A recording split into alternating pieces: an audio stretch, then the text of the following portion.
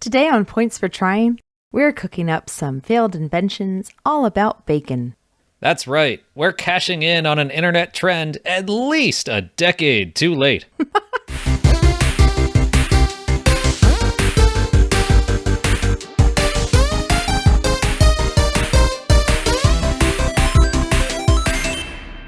Hey everyone, welcome back to Points for Tryin. I'm Brandon. And I'm Jessica. And together we celebrate ideas and inventions that were unsuccessful, forgotten, or just plain weird. Jess, do you remember in around the 2010s, late 2000s, when the internet collectively went apeshit for bacon? I do, because I'm always crazy for bacon, so it was right up my alley. Oh man, so you're just nostalgic for this period, right? Oh yes. You know what? That's when they came out with some really great cuts of bacon. The hipsters really had a thing going. They talked to the inner fat kid in me, and I loved it.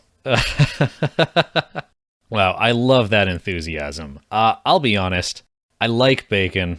I didn't really understand the craze for it. It's nice, it tastes good, but I don't know, people kind of lost their minds for a while. I'm a big fan of bacon. All right, well, you heard it here, folks. Bacon gets 2 thumbs up. There's a fierce debate over crispy versus chewy, but most people would agree that faster is better when it comes to bacon. In 1964, the makers of Reddi-Whip focused their instant food expertise on America's favorite pork product and appropriately named it reddi-bacon. I know what you're probably thinking, and no, it didn't come out of an aerosol can. Instead, it was a foil pouch with an absorbent pad and 4 strips of pre-cooked bacon that you could heat up in a toaster. According to ads from the time, a packet would be ready to eat within 90 seconds. The product was patented, given an ad campaign, and even sold in test markets. However, concerns were raised that if a pouch leaked bacon grease while cooking, it could cause a fire. And hungry Americans were once again relegated to the Herculean task of using a frying pan. Okay, hold on. This only works because they were already pre-cooked, so you were just warming them up. So they're going to be a little weird anyway. But also to say, oh, bacon grease on a hot thing might start a fire, so we're just going to make you do it yourself with bacon grease on a hot thing. Where's the sense in that?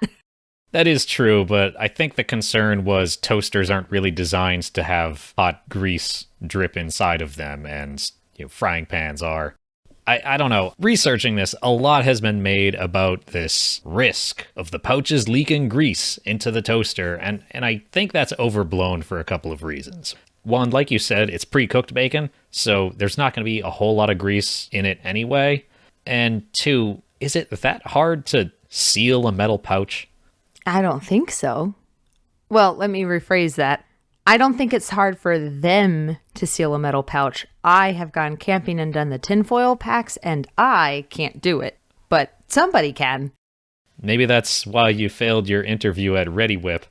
You just didn't have those foil pouch sealing chops they needed, and apparently nobody did at the time. You know, this means that in their test kitchens, the foil pouches leaked grease into the toaster so many times, and they've definitely had fires, for sure. That has to have been the case. Well, it's like the saying goes, you can't make an omelet without burning down a few kitchens. I want to bring something else up, too, because, like I said, a lot of articles really hammer on the fact that it's potentially unsafe because of grease leaking, but I found very few articles mentioning that you're also putting metal in a toaster. To me, that's the most unsafe part. I didn't even think about that. They really couldn't see the electrical forest through the flammable trees. And it's only 4 pieces of bacon at a time. Not to sound like all I do is eat animal product, but who only eats 4 pieces of bacon at a time? Well, to be fair, it's 4 strips per packet, and most toasters have 2 slots. Okay. So that's 8 strips of bacon every 90 seconds. Okay, that is reasonable. That's a strip of bacon every 11.25 seconds. Okay, so I think that you have a point about not having a lot of bacon grease and not being as much of a fire hazard as people might think. I think the biggest part would be the combined, hey, someone's already cooking it, so now it's not very fresh, and the whole metal in the toaster. That would probably have been much more of a concern. Yeah, I don't know how well bacon stores when you cook it. And like, did you have to refrigerate these? Did you have to freeze them? Usually you refrigerate it if my bacon bits are any indication. They're supposed to be refrigerated. Would you have used it? If this was available today, would you use it now? Maybe. We can microwave bacon if we really want to, and I hardly ever do that. So if this tasted slightly worse than frying pan bacon, I probably would just still spend the extra effort and fry it up. We put ours in baking sheets. Friends, here's an idea for you. If you put it in baking sheets and put it into your oven, you can cook the rest of your brunch on your stovetop and basically just forget about the bacon until it's ready. It does take longer, but it does get it nice and crispy, which is what my partner likes. Jessica, how many pounds of pork does your household go through in an average week? An average week, not a lot, but an average brunch, quite a bit. Anyway, this is not the episode to listen to if you're keeping kosher. Interestingly enough, a different company kind of took this idea and ran with it. There are some patents for a similar pouch made for heating up French fries. So the patent's called Package for Heating a Plurality of Substantially Upright Inline Food Items in a Toaster. Somebody really just wanted to use plurality. It was probably a dare, and they earned 10 cents for every time they could use it in a sentence that week. Yeah. To me, this idea is actually kind of a step backwards, because you mentioned your disappointment at only having 4 slices of bacon. Well, 8 if you fill up the entire toaster. But this package of French fries, they're all like lined up vertically in this package, and it looks like you can really only fit like 8 or 10 French fries in there. And like, who eats this small amount of French fries? Okay, this was filed in 1997. And if we know anything about the 90s, it was all the various diet food crazes that were going on then. So I say that this was based off of somebody who really wanted to have healthy French fries, but only like 5 of them because they simultaneously hated themselves and wanted to treat themselves. There were toaster ovens in the 90s. We had a toaster oven in the 90s. Like, just warm it up in a toaster oven. It's 2022. I have a toaster oven right now. Well, anyway, I think we've both talked about food for long enough that we're both hangry. So we are going to take a quick break, and we're going to leave you with a message from our sponsors.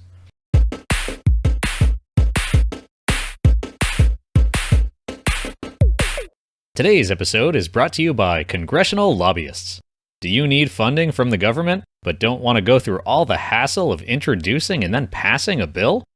With our patented system, we can attach that spending onto a bill that's virtually guaranteed to pass, making sure your pet project flies in under the radar without having to deal with any of that pesky democracy. Use offer code $, and get a free bridge to nowhere. Congressional Lobbyists. No one knows pork better than us.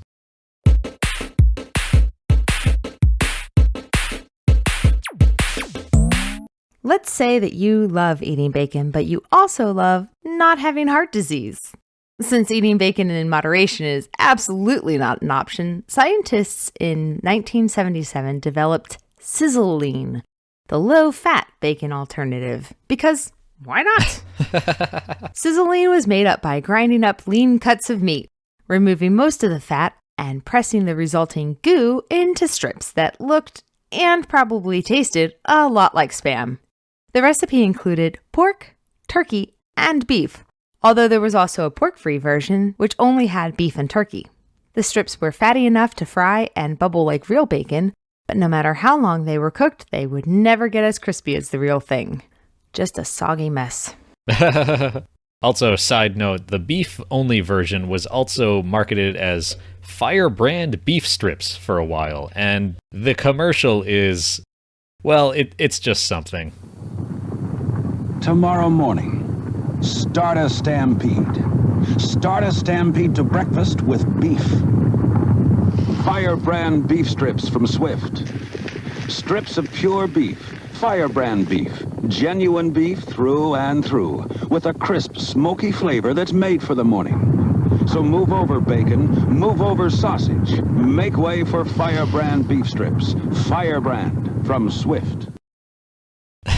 So, I'm sorry, what are your thoughts? My thoughts on the commercial. Okay, legit, that strip of processed meat looks familiar, like I've had it somewhere, but I cannot place it. Also, it looks a little bit like if you smush them all together, it would be the McRib, but thinner, right? Doesn't it have that same texture? Yeah. I mean, like the McRib, it's this like completely artificially constructed cut of meat. They take a bunch of beef and grind it up and press it into a strip. I'm kind of wondering, based on the commercial and just what the product is, like who's this for? Like someone that just doesn't want to eat any sort of meat product unless it's beef. Right. And the gentleman in there was definitely a 1960s, 1970s man's man. He's a man's man. He doesn't eat anything that's not steak. Bacon, that's from pigs. Pigs are pink. That's girly. For a while, Sizzlean was actually sold in stores across America. The TV ads featured the slogan, "Move over, bacon. There's something leaner." It should be noted that the in leaner was doing a lot of heavy lifting. Yes, it cleared the low bar of having less fat than bacon, but it was still 37% fat by weight. It was eventually discontinued, and since then, the imitation bacon throne has been taken up by turkey bacon. So I understand the slogan, "Move over bacon, there's something leaner." But some of the ads had an alternate slogan, "Move over bacon, there's something meatier." And I don't know how something that's 100% meat can be meatier than something else that's 100% meat. This one confused me. Also, is it meatier? They're both pretty darn thin. So one of the comments online in one of the articles about Sizzlean did describe it as being meatier than bacon. And for those of you who've ever had scrapple, no, it doesn't look like that. It's definitely smushier. You know, I had never had scrapple until I moved to the Mid-Atlantic, and I gotta tell you, it's pretty good. I actually sometimes prefer it to bacon. I concur. I think I can see where the flaw was coming from, because ideally you want something with the flavor of bacon, but without any of the fat. So what they tried is take something that has both fat and flavor and remove the fat from it. And I think turkey bacon came at that problem from the other end. Take something that has neither flavor nor fat and then just add flavor to it. And don't even tell me turkey has flavor. It doesn't. If turkey had so much flavor, we wouldn't need gravy at Thanksgiving. Here's my thing. Every time you take something like fat out of a food, you do lose flavor, and then you have to add in chemicals for more flavor and or sugars. I don't think they had nutrition labels back then, but I would love to see what the nutrition was as far as the sugars and other flavors and preservatives that they required in order to make this acceptable to people. Food science is insanely difficult with chemicals and compounds and mouthfeel and shelf stability. It's insane. It's pretty cool to look at, and if there are any food scientists out there listening, hey, thank you, and please don't make monstrosities like this, but thank you for what you do. And bring back the McRib year-round. I don't support this endeavor. So I think bacon is such a great product. There is some room for improvements. I think we can take a crack at it. I think for reddi-bacon, if it was wrapped in parchment paper, one, you could kind of fold it so that there was no seams at the bottom. If you like folded it in thirds and like made it so it was like an origami cup or something. And it's not metal, so it wouldn't electrocute you. Okay. How do you prevent it from catching fire in the actual toaster? I'd have to do some experiments on that. I mean, you can bake with parchment paper, but I don't know if it can be that close to a toaster heating element. Maybe you just have to put the parchment paper pouch inside the aluminum foil. Also, say that 10 times fast. Parchment paper pouch. Okay, here we go. So we need the bacon to be inside of a container that we know is toaster safe. Well, what do we know that's toaster safe? Bread. Just stuff it inside some bread and heat that up. Yep, it would absorb the grease. It would be delicious. Sandwich already ready to go. I like this. I'm on board. Bacon calzone. I think this might work. I'm going to do some experiments. And if I show up to your house with a duffel bag asking to sleep on your couch, you know the experiments were a failure, and I burned my kitchen down. That's true, but that means that I, as the hostess, will make you brunch in the morning, and you bet your butt we're going to have bacon. And I'll cook it. No, you won't. You burnt your kitchen down. That's why you're on my couch. Oof, fair enough. What about Sizzlean? Any way to improve that? Yeah, I'm just going to put it out there. This one might not be all that popular, but eat bacon a little less often? And just, eat regular bacon, but less? Eat the real thing and enjoy it? That's some 2022 talk right there. That's what that is. Live your life. Eat the bacon. Right? Like, if this stuff was like 50% leaner, but tasted like crap, just eat real bacon, but half as much as you usually do. This reminds me of when my doctor said I should drink less coffee, and I said I would cut down 1 cup a day. What she doesn't know is that my coffee cups are like 20 ounces. Me consuming less coffee than I was before is still a whole lot of coffee. I think there might be a way to combine the advantages of reddi-bacon and Sizzlean, but it's a bit out there. So we want a product that doesn't take a long time to cook, and it's got that smoky, fatty, salty flavor, but is healthier than pork. Wait for it. Smoked salmon. Friends, you can't see it, but I'm giving him a look. I've legit never had smoked salmon, so I am trying to guess what that would taste like in my head, but I like where you're going with this. Let me give you some advice. Go to your nearest deli, order a bagel with cream cheese and smoked salmon, also often referred to as lox. It doesn't taste like bacon, but it's got the smokiness. Salmon is kind of a fatty fish. I'm telling you, I think that's where it's at. Bagel and lox. I'ma do it. Okay, about that time again. Does it get points for trying? Let's start off with reddi-bacon. Well, reddi-bacon gets 1 point for fire safety, because when they realized that it might set toasters on fire, they did the responsible thing and took it off the market. And it gets a point for really leveraging the utility of toasters. Utilitarian. Yeah. Anytime that you can increase the value of your toaster, that'd be great. All right, for me, it gets a point for epitomizing YOLO. Want to try and risk it with a toaster fire that you might throw water on and explode your whole kitchen? YOLO! Reddi-bacon. And a half a point for teaching at least some people about the fire triangle. I'm sure that someone had some fire safety lessons after that. And now I'm thinking, have you ever been in the kind of mood where you just got to eat some raw cookie dough? In college, I've done that. I just took one tube, cut it in half, and took a spoon. Right. So if you had some of these bad boys in your fridge, it might be more of a savory version of that. Where like, well, I've had a bad day. I'm just going to eat some bacon straight out of the foil wrapper. I may or may not already do that with bacon bits. Yeah. This would really revolutionize getting dumped. Oh, goodness. All right. Moving on. Sizzlean. Does Sizzlean get points for trying? So it gets 1 point for that great name.